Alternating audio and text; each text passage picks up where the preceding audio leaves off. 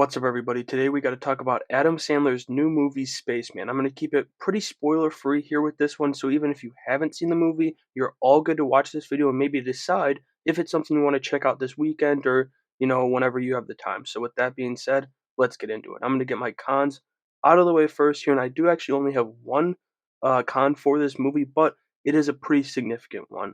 That being the story. I was struggling with where I wanted to put this because it's really close to the middle of the road, if not in the middle of the road, but it is going to end up here in the cons, unfortunately. It's not like it's an awful story. There's a few things I did like from it, but overall, it was definitely the weak point of the movie. Moving on to the pros, though, I've got three things that stood out to me in this one that I'll likely remember and think of whenever this movie is brought up. The first thing being the three leads in this movie who did a phenomenal job.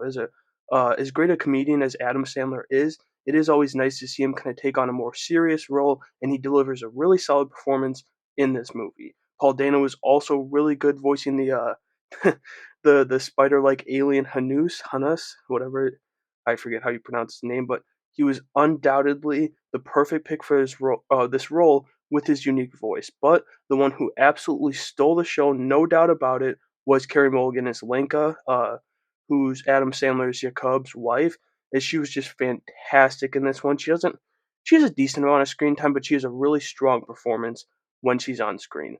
Outside of the cast, there was the bond between Jakob and Hanus the alien, which was easily my favorite element of the story, and it is kind of like the glue to the whole story and the arc that all the characters go on, and I really liked that part, even though I didn't love the story overall. Then a I can't stress how big of a shout out to the VFX workers on this movie because it looked crazy good for only having a $40 million budget. I mean, it looked better than most of these movies.